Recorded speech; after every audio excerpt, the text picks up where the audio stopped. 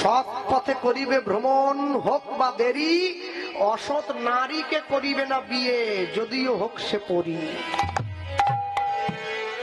তুমি সৎ পথে ভ্রমণ করো, যে রাস্তাটা যত বেশি শর্টকাট তুমি জানবে ওতে বিপদ তত বেশি আছে। যে রাস্তাটা ঘুরে গেছে ওতে বিপদ কম, কেন লোক ওতে যায় কম, শর্টকাটে তো বেশি যায় আর বেশি বিপদে পড়ে যায়।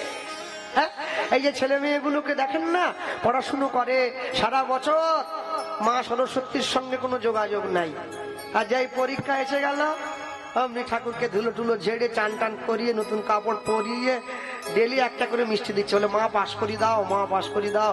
মা বলে তুই গোটা বছর ছিলি কোথা রে? হ্যাঁ, সারা বছর কোথা ছিলি? সারা বছর আমার কথা মনে পড়েনি? পরীক্ষার 7 দিন জন্মের খাওয়া খাওয়াচ্ছিস আমাকে, মরবো নাকি? আমি খাবও না, আমি পাসও করাবো না, আমি খাবও না, আমি পাসও করাবো না। মনে রাখবেন, আপন ইচ্ছায় জীব কোটি বাঞ্ছা করে, ঈশ্বর পুরাইলে জীবের বাঞ্ছা তবে পুরে। মানুষের জীবনের চাওয়া অনেক, কিন্তু পূরণ করার মালিক সে, যতটুকু পূরণ করবে ততটুকুই পূরণ হবে। হ্যাঁ, লটারির টিকিটটা কাটছে সবাই, কিন্তু পাবে না সকলে, পাবে যে কোনো একজনা। সবাই তো সুখী হতে চায়, তবু কেউ সুখী হয়, কেউ হয় না। জানি না লোকে যা বলে সত্যি কিনা, কপালে সবার নাকি সুখ সয় না। কীর্তনের শেষ হয়েছে, একজন ব্যক্তি আমাকে 10 টাকা দিয়ে প্রণাম করতে এসেছে, আর বারবার ধরে প্রণাম করে উঠে দাঁড়িয়ে বলছে, কৃষ্ণবাবু যা গরম পড়েছে না, কি বলবো আপনাকে। শুধু আমি বুঝে নিয়েছি তো, ওরম করছে মানে কি, ওই জামার ভিতরে যে সোনার চেনটা পড়েছে না, ওইটা দেখাচ্ছে আমাকে, যা গরম পড়েছে, মাচা দুধ দেয়। তা আমি বলছি কোনটা দেখাচ্ছেন, গলার চেনের গরম না ওয়েদারের গরম, কোনটা? বলে দুটোই দুটোই দুটোই দুটোই। আলাম দুটোর মধ্যে যেটা ভিতর থেকে দেখাচ্ছেন একটু কম কম দেখান, কেননা চিরদিন কাহারও সমান নাহি যায়, আজকে যে রাজা ধীরাজ কাল সে ভিক্ষা চায়। হরিশ্চন্দ্রের মতো রাজা যদি ভিখারি হয়ে যেতে পারে, আপনি সামান্য চেন নিয়ে এত গর্ব করছেন কিসের জন্য? হ্যাঁ, একটু গরম কম দেখান, বাইরের গরমটা উপলব্ধি করুন। মনে রাখবেন, জগতে যাই করুন না কেন, কোনোদিনও নিজের লক্ষ্য থেকে সরে যেতে ভুলবেন না। আমি জীবনে যাই করি না কেন, যদি আমার জীবনের লক্ষ্য বস্তুটা সঠিক না হয়, ইংরেজিতে যাকে বলা হয় মাই এম ইন লাইফ, এম মানে লক্ষ্য, আমার জীবনের লক্ষ্য যদি সঠিক না হয়, তাহলে কিন্তু আমি আমার লক্ষ্য থেকে দূরে চলে যাব। আমি আসার সময় দেখছিলাম ওইখানে একটা বাচ্চাদের খেলনা বসেছে, ওইখানে ওই মাঠে একটা সুন্দর জাল দিয়ে ঘেরা আছে, বাচ্চাগুলো লাফাচ্ছে। আর নিচে যে পাতনটা পাতা আছে খেলনার সঙ্গে, ওই লাফিয়ে পড়লে আবার উপরের দিকে ছিটকে উঠে যাচ্ছে, আবার নিচে পড়ছে, খুব আনন্দ হচ্ছে না? মনে রাখবেন, ওই যে বাচ্চাগুলো নাচছে, নিচের দিকে যত জোরে ঝাঁপ দেয় উপর দিকে তত জোরে উঠে আসে। আপনি আমি সমাজের প্রতিটা মানুষ যত বেশি বেশি করে পাপ কর্ম করব, পাপ আমাদেরকে তত বেশি করে করে নিজের দিকে টেনে নেবে, ওই খেলনাটার মতো। কেউ যদি ভালো কর্ম করে তাহলে সে ভালো ফল পাবে, আর যদি কেউ খারাপ কর্ম করে সে খারাপ ফল পাবে। যাদের মাথায় চুল নেই আমি তাদের কথা বলছি না, যাদের মাথায় চুল আছে, চিরুনি দিয়ে মাথা আঁচড়ানো হয়, দেখেন না, চিরুনির একটাই চিরুনি, দুদিকে দুরকম দাঁটা আছে, একটা একটু মোটা মোটা ফাঁকা ফাঁকা, একদিকটা সরু একটু ঘন ঘন। তা যার মাথার চুল একটু ঘন আছে সে মোটা দিক দিয়ে আঁচড় দেয়, যার মাথার চুলটা একটু পাতলা সরু দিক দিয়ে আঁচড় দেয়। তাহলে একটা চিরুনি যদি একই অঙ্গে দুরকম রূপ ধারণ করতে পারে, তাহলে একটা মানুষ সে কেন নিজের অঙ্গে দুটো রকম কর্ম করতে পারে না? এক জীবনে একটা সৎ কর্ম, একটা ঈশ্বরকে স্মরণ। চিরুনি করতে পারে, মানুষ পারে না। যে ছাগলটা প্রত্যেকদিন ঘাস খায়, যে গরুটা প্রত্যেকদিন বনের পাতা খায়, ওকে আপনি বোম্বেতে নিয়ে যান, দিল্লিতে নিয়ে যান, আমেরিকায় নিয়ে যান, লন্ডনে নিয়ে যান, ও কিন্তু ঘাসই খুঁজবে, কেন ও তো ঘাসই খায়। কিন্তু মানুষকে আপনি যেইখানে নিয়ে যাবেন, মানুষ নিজের খাদ্য বস্তুটা ভুলে যাবে, সেইখানের মতো খেতে আরম্ভ করবে। একটা বনের পশু পর্যন্ত নিজের খাদ্য অভ্যাসকে মনে রেখেছে, মানুষ মনে রাখে নাই। এটাই মানুষের জীবনের সব থেকে বড় দুঃখ। কে যাবি ভাই ভবসিন্ধু পার, ধন্য কলি যুগ, ধন্য চৈতন্য অবতার। এই নিতাইয়ের বাড়িতে আসতে গিয়ে নদী একটা পেরিয়ে এসেছি। এখন নিতাই তো গ্রামে গ্রামে ভিক্ষা করে হরিনাম দেয়, বলে বটে আমার বাড়ির হরিনাম, কিন্তু বাড়ির তো না, সকলে সাহায্য, সবাই মিলে হরিনাম সবার। হরিনাম কারো একা হয় নাকি? হ্যাঁ, হরিনাম সবার। ও দায়িত্ব নিয়ে চালনা করছে, তার মানে এই নয় ও হরিনাম সবার। এখন কথা হলো, তো নিতাই তো ভিক্ষা করতে করতে গিয়ে একজনের বাড়িতে গিয়ে দাঁড়িয়েছে। তার বাড়ি নিতাইয়ের গ্রামের পাশাপাশি। সে লোকটা আবার প্রত্যেকদিন নদীতে নৌকো পারাপার করে, 5 টাকা করে ভাড়া নেয়। নিতাই গিয়ে বলছে আমার বাড়িতে কীর্তন হবে, তুমি একটু সাহায্য করো।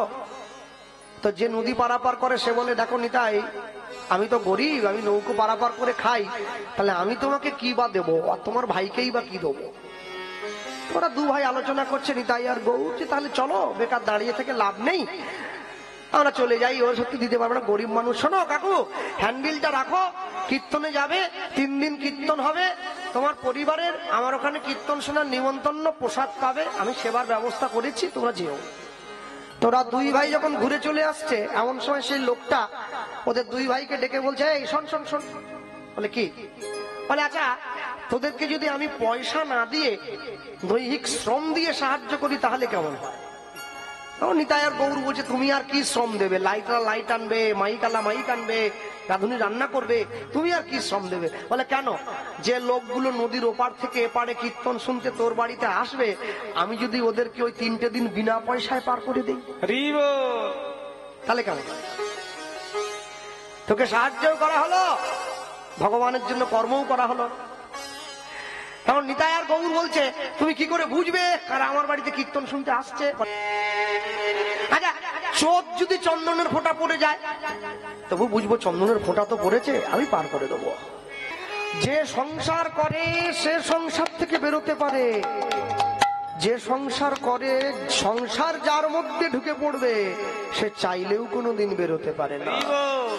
দেখেন না, আমাদের বাড়িতে কিছু কিছু বাবা মায়েরা আছে, কথায় কথায় বলে, তোদের সঙ্গে আর থাকবো না রে, চলে যাবো রে, গয়ায় চলে যাবো, কাশী চলে যাবো, নবদ্বীপ চলে যাবো। নিশ্চিন্তে থাকো। যারা সবসময় মুখে বলে সংসার ছেড়ে চলে যাবো, ওরা জীবনে যাবে না, ওরা কোনোদিন যাবে না, একদম।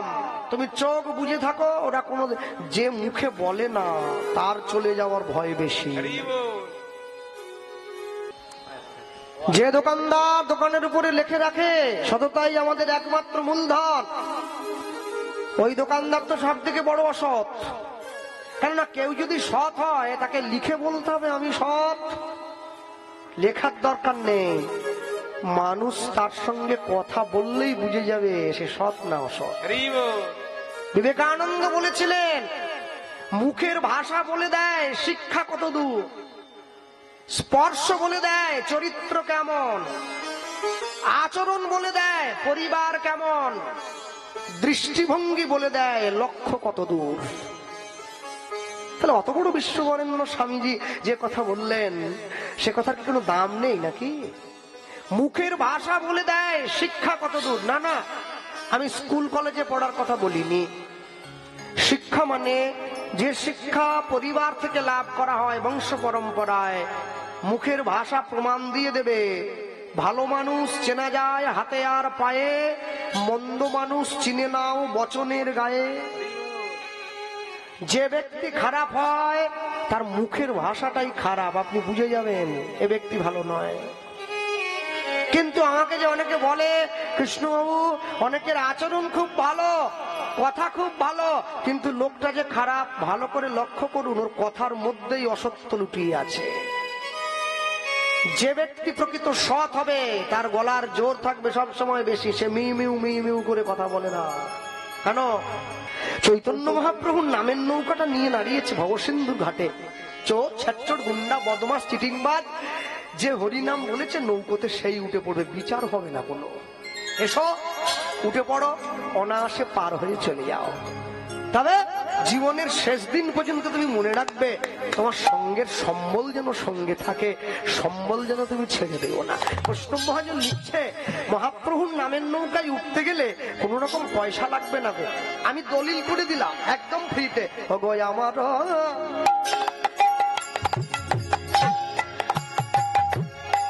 ওগো আমার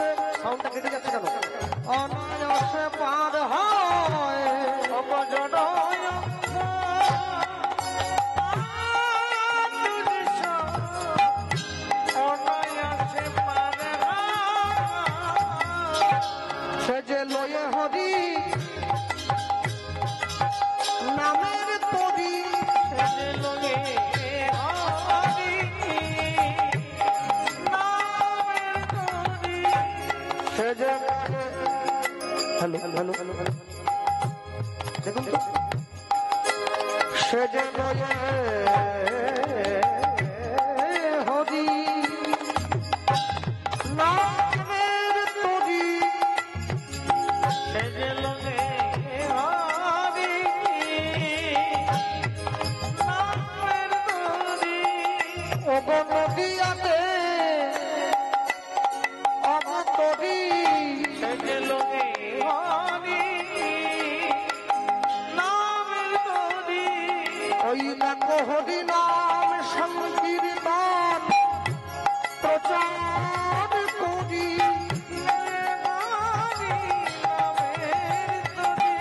জীবের হাতে ধরি আর পায়ে পড়ি, জীবকে হৃদয় মাঝে জড়ায়ে ধরি, দেখো হরি হয়ে বলছে হরি, বলি হৃদয় মাঝে জড়ায়ে ধরি, ওরে আমার আমার গৌর হরি হৃদয় হরি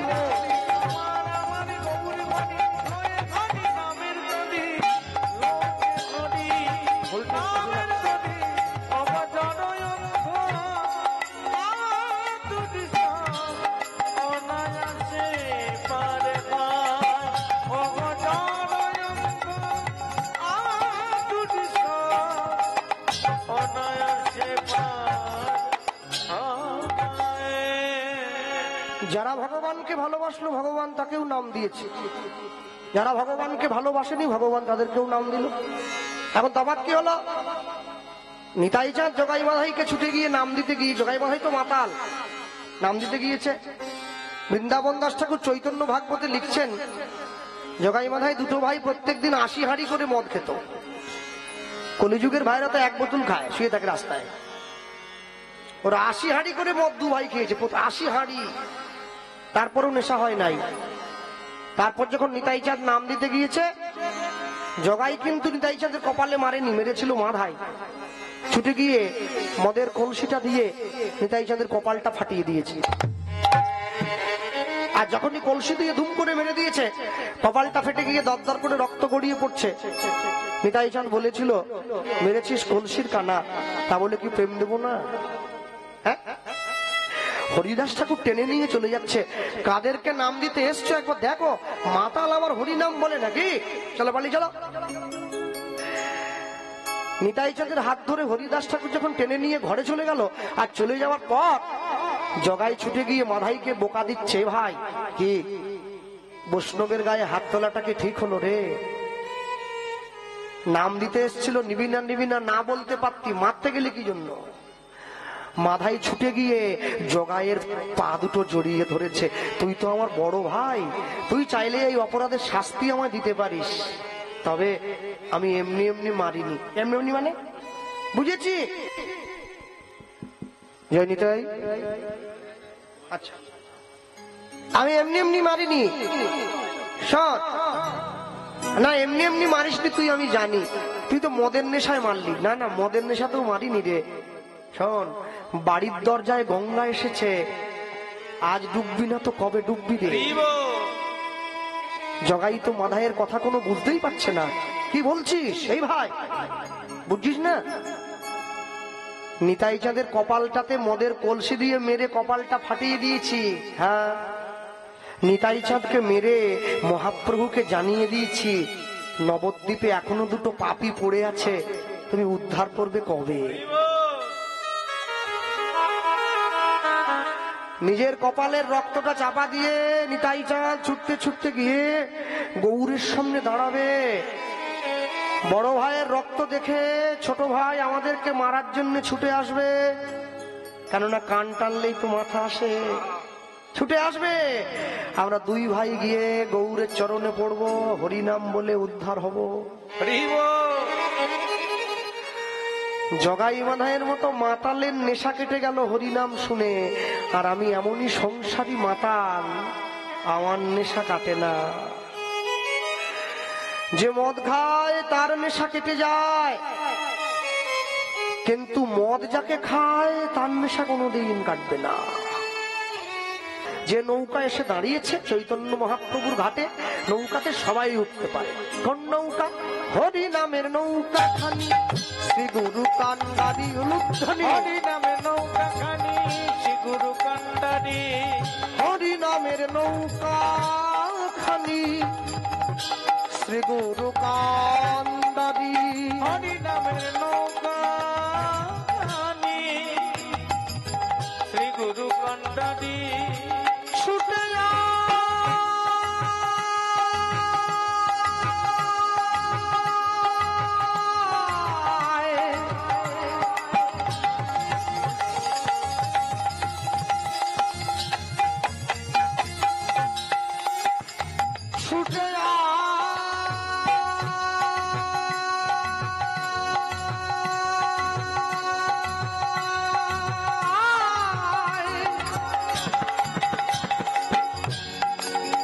গৌর ডাকে ছুটে যায়, ছুটে যায়। হরি নামের নৌকা শ্রী গুরু কান্ডারি। হরি নামের নৌকা খানি, শ্রী গুরু কান্ডারি। হরি নামের নৌকা খানি, শ্রী গুরু কান্ডারি। সংকীর্তন করা বলো দুবাহু প্রসাদী নিতাই গৌর হরি বল।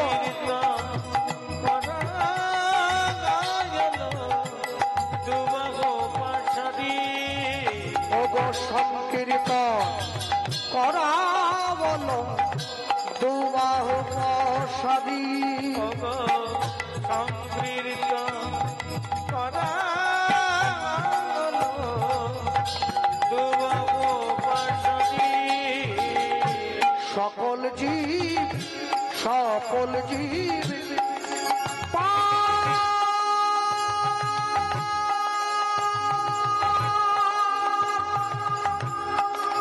পার হইল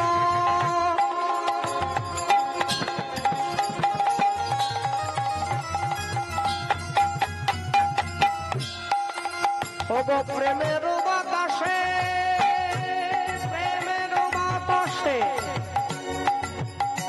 লোচন দাস পড়িয়া রইল আপনার দোষে সকলে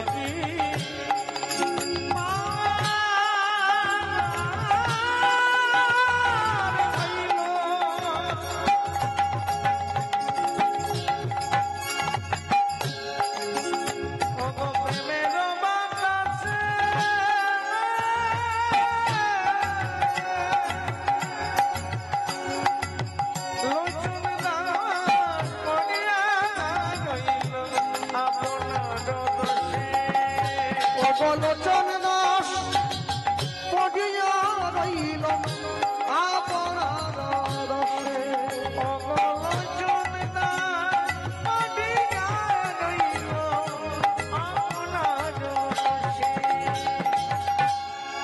যদি কথাটা আখরের মধ্যে দিয়ে বলি, আমি এক মুখে বলতে নারি, এক মুখে বলতে নারি, আমার নিতাই গৌরের লীলা মাধুরী বলি যাই রে লীলার বলিহারি, আমি যতবার বলি ততবার হারি, আমি এক মুখে বলবো কত, বলি বদনে বলি হরি হরি, বলি প্রেমানন্দ বাহু তুলে,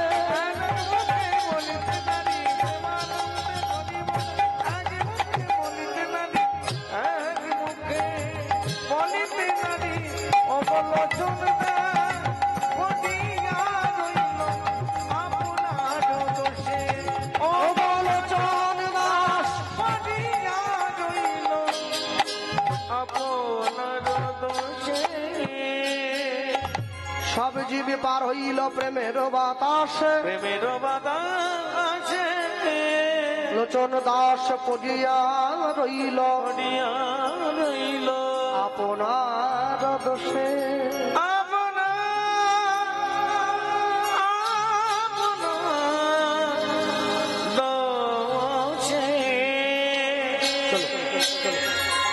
ছোট্ট করে গৌরচন্দ্রিকা শুনলাম, লীলা মাধুর্য প্রবেশ করব।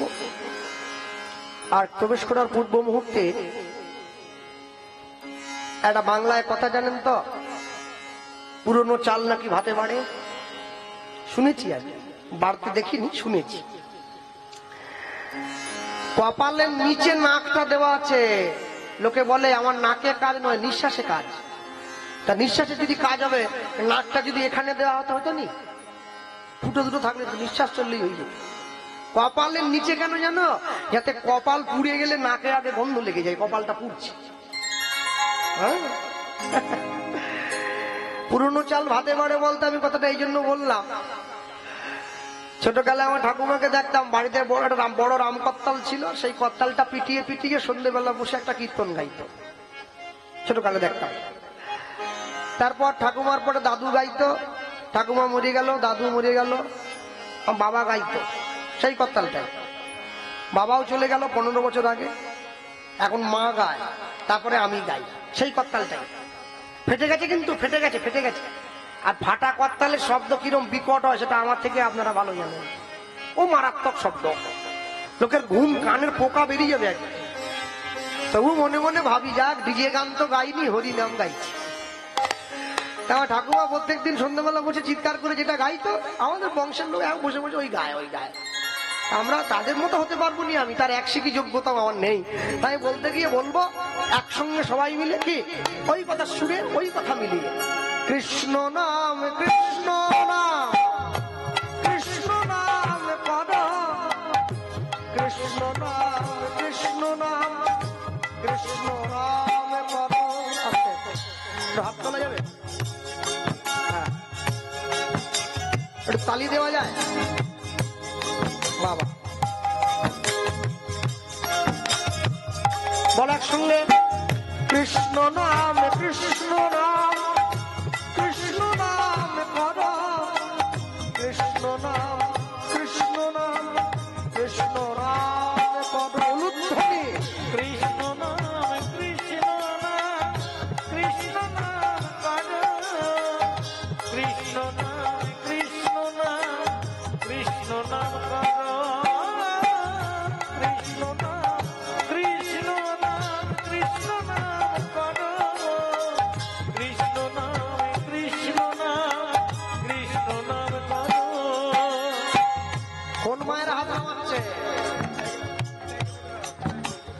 হাত যদি নামিয়ে দাও খবরদার লক্ষ্মীর ভান্ডার বন্ধ হয়ে যাবে। তুলো তুলো তুলো। আস্তে আস্তে ডোজটা বাড়াতে, একসঙ্গে বাড়ালে অসুবিধা না। কৃষ্ণ নাম কৃষ্ণ নাম কৃষ্ণ নাম পদ কৃষ্ণ নাম কৃষ্ণ নাম কৃষ্ণ নাম পদ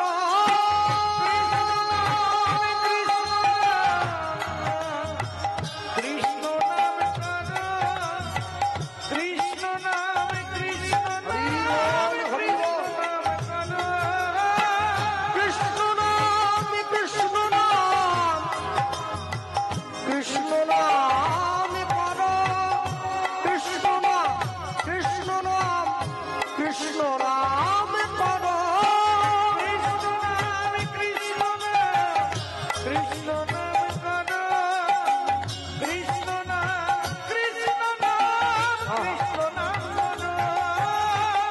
কৃষ্ণ নাম কৃষ্ণ নাম কৃষ্ণ নাম কৃষ্ণ নাম কৃষ্ণ নাম কৃষ্ণ নাম কৃষ্ণ নাম পদ কৃষ্ণ নাম কৃষ্ণ